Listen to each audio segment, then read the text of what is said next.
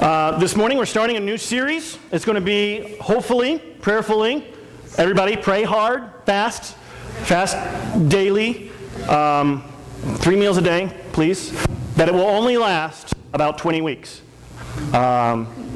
So, the first sermon? The first sermon, yes. We're starting in Hebrews, so it's I'm really excited. I have to be honest with you. I struggled of where to go after Titus, and Dennis and I had talked about it, and various things, about different books and topics, and prayed, and up until Wednesday, I still had no earthly idea where I was going to be going, because I really felt like I should do something in the Old Testament, and at the same time, I really felt like I should do something in the New Testament, and I didn't know where to go with that. And in my prayer time, in my study and my prayer time,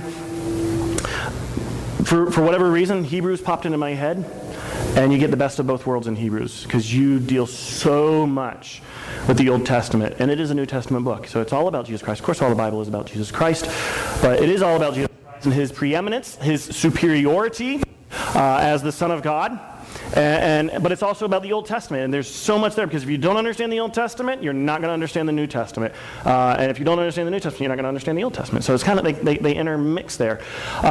Just kind of a quick test for you guys, a quick quiz. Who wrote the Gospel according to Matthew? Matthew, very good. Very good, good job. Who wrote the Gospel according to John? Awesome, you guys are doing good. Who wrote Romans? Paul, very good. Who wrote, this is a tricky one, who wrote James? James, very good. How about Revelation? By the way, it's not Revelations. It is Revelation. John. Who wrote the book of Hebrews? Nobody knows. No, exactly. Good job. Huh? There are, yes. Getting into the book of Hebrews, one thing that we have to do, I do want to give us an introduction about this and about the whole thing, about the authorship and everything. I do want to get into that in just a moment. But we don't know exactly who wrote it. And I want to talk more about that and some possibilities about that in just a second. Before we do that, though, we have a memory verse. I say memory verse. Memory verses. If we can see it. Can we see that? Okay. You've got to do something about this thing. All right. We'll try it. If you can see it, hopefully. If not, we'll change it to the color next week. Therefore, let us leave the elementary doctrine of Christ and go on to maturity, not laying again a foundation of repentance from dead works and of faith toward God,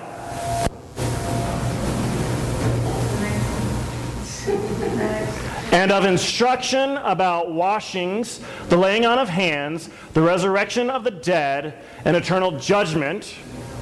And this we will do if God permits. Hebrews chapter 6, verses 1 through 3. I apologize for the color. It looks much better on the computer than it does here on this screen. Let's try that one more time. Can we go back one more time? Let's do it one more time if we can. Therefore, let us leave the elementary doctrine of Christ and go on to maturity, not laying again a foundation of repentance from dead works and of faith toward God and of instruction about washings, the laying on of hands, the resurrection of the dead, and eternal judgment. And this we will do if God permits. Hebrews 6, 1 through 3, and that is actually in the English Standard Version.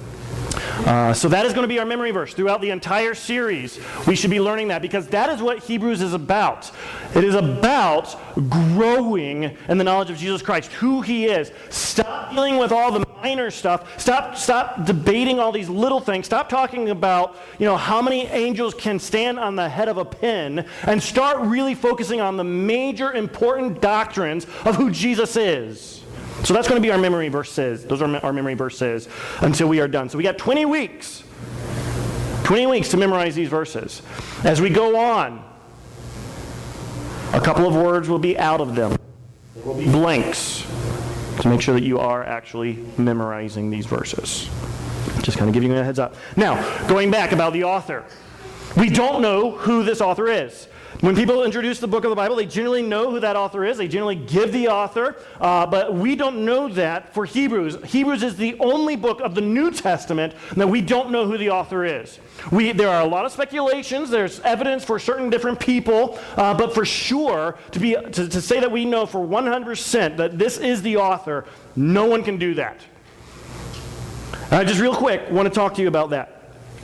There are a number of speculations of who that author is. The most prominent of them is, guess? Paul. Paul is the most prominent. However, Barnabas, Apollos, Priscilla and Aquila, Luke, Peter, Jude, Silas, Stephen, the first martyr, the guy that got martyred, Stephen, Philip the deacon, Clement of Rome, and some even speculate that Hebrews was written by Jesus. That is the only one, and thus they call it the gospel according to Jesus. The only one that we have by Jesus. I don't really think that it was Jesus who wrote it because, as we go through it, you'll see. Because there are certain things that I don't think that Jesus would have put in there about himself as far as he is writing it. He would not have familiarized himself with the people, using us and we when he's talking about sin. Let us go forward. Right? He is as forward as he can get. He can't get any more forward. Okay, so I don't really think that it was Jesus. Most people believe that Paul that wrote it, and really, if you go back, it really looks like if you go back and do the research, it looks like that was the prominent view for almost forever. Nobody knows who wrote it, but going back to the early 100s, a few years, a few decades after it was written, Paul generally got the credit for writing this book. Clement, not the same Clement who people think that wrote it, but Clement seems to have thought that it was Paul that wrote it. Some other people thought that it was Paul that had written it. But we really just don't know. The problem with the Pauline authorship, though, is that Paul is never mentions his own name. Every single book that Paul writes, every single letter that Paul writes, he puts his name in there. At the very beginning, Paul, an apostle of Jesus. Paul, a slave of God. Paul. Every single book, every single letter has Paul's name. This one doesn't. This one doesn't have Paul's name in it at all. So he doesn't ascribe it to himself. That doesn't mean that he didn't necessarily write it. There are some reasons that he may not have put his name, such as Jews generally tended to hate Paul. They didn't like him very much. They felt like he was a betrayer of the faith. So if he's writing to Jews, whether they're Jewish Christians or they're Jewish unbelievers, he may not necessarily put his name there because he wants them to be receptive to the book. So it's possible. There is an excuse at least for that. But he doesn't do that. But I'm really not going through and doing all the research. I'm really just not convinced that it was Paul that wrote this book. If I remember, Dennis, you do believe that Paul wrote the book, right? Yeah. You don't believe that Paul wrote the book, John? I feel like John probably do.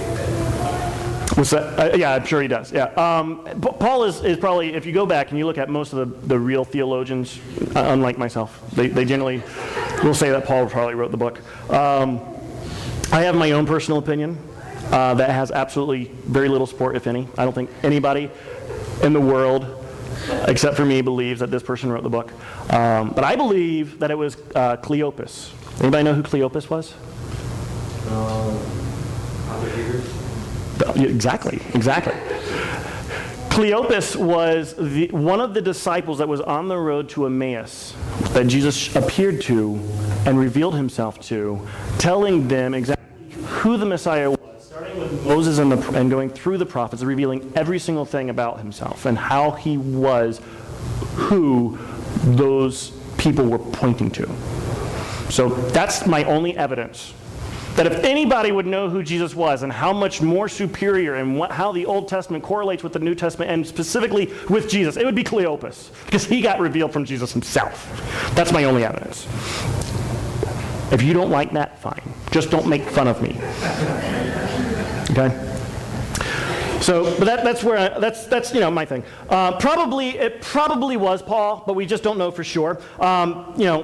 but I'm still going to say it was Cleopas. And you asked me who wrote it, I'm going to say Cleopas wrote it. Hebrews was written probably around 70 AD, a little bit maybe before 70 AD. We can gather this because of various places in the text that talk about the temple. And it talks about, the Levitical priesthood and how they make their sacrifices. Now in AD 70, General Titus with his army came into Jerusalem because of an uprising in Jerusalem and in Judea. They came into Jerusalem and just totally ransacked it. Millions and millions of Jews were killed, and the temple was destroyed. It has never been rebuilt since 70 AD. So when they're talking about certain sacrifices, they're talking about it in the present tense. These are happening. So when they're talking about it in the present tense, obviously the temple has to be there because there would be no sacrifice, and there has never been another sacrifice. They've always been waiting, the Jews have always been waiting for the temple to be rebuilt before they start sacrificing again. So there's never been another sacrifice once that temple was destroyed. So the fact that he is talking about the sacrifices in the present tense probably means that the temple is still there. So it's sometime before 70 AD. However, there's other evidence in there that he starts talking about being persecuted, and it's a harsh persecution that they're going through. Now, there are two persecutions during the first century that we know about. One was with Nero. Everybody knows the one about Nero. Nero is the one who killed Peter. He's the one who killed Paul. So there was that great persecution. And then later on, just before the second century, in about 96 AD, there was another one, and that one was from Domitian.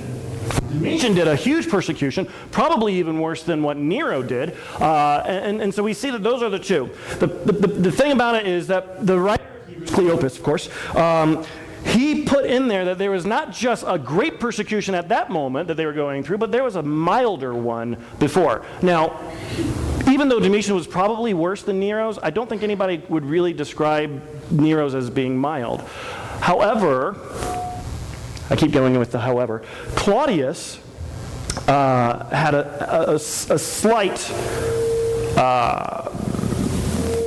skirmish with Jews and believers, especially the Jews. It was under Claudius that the Jews were expelled from Rome and were not allowed in. So there is that one. That one would probably be considered a little bit much more mild than anything that happened with Nero and Domitian. So probably, being that happened in 46 AD, the other one, the Nero one came in 64 AD, and then the 96 AD was Domitian, probably was right there around that 64, 65 AD, a little bit before 70 AD, since the temple obviously was still built as well. So at least we know when it was written. The question then is, to whom was it written? Who's doing the reading?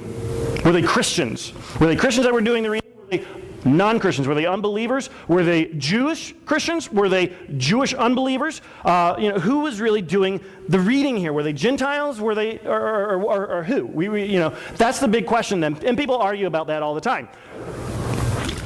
Who was it that was really doing the reading? Well, again, surprisingly probably, we don't really know.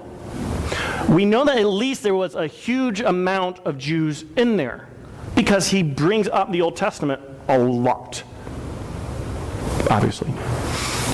Gentiles, Romans, whoever they were, would not have a working knowledge of the Old Testament, but the Jews would, the Hebrews would. So we look and say, okay, at least there is a large number, probably a majority of Jews in there. Were there Gentiles in there? Maybe so, probably so. They didn't really have the divisions in the churches like we have today, so there was probably a mixture of both. But where was it written is another question. Where was it written? To whom? What area was it written? A lot of people think that it was written to the people in Jerusalem, and that they had to, that the people in Jerusalem really didn't have any leadership there anymore, that they needed to learn about who Jesus was, really needed to grow in their knowledge of Jesus, and so they wrote it to the people in Jerusalem. Other people say, well, no, it was in Rome, that the people were written to were in Rome, and it was a Roman church that they were writing to. And then other people are like, no, it's really not. Well, let's take a look at it. If it was in Jerusalem, there probably aren't going to be a whole lot of Gentiles. But we know that there were some probably Gentiles in there, so there's not a whole lot of Gentiles. It would make sense necessarily, maybe, if it was in Jerusalem. I know I'm confusing everybody thoroughly, and that's my goal here. But it could have been written to those in Jerusalem. The problem is that they could not have been written to those in Rome because there were no Jews in Rome. I just told you that Claudius expelled the Jews, right? And they wouldn't let them back in. Okay, so obviously it was not written in Rome. My thoughts were, and it is, and this one is more of a major view, was that it was written probably to the same people that Peter wrote to. And the same people that James wrote to, the Jews in diaspora, the dispersed Jews, those that had left Judea and Jerusalem a long, long time ago. So it was probably written because they probably didn't really have a huge working knowledge of who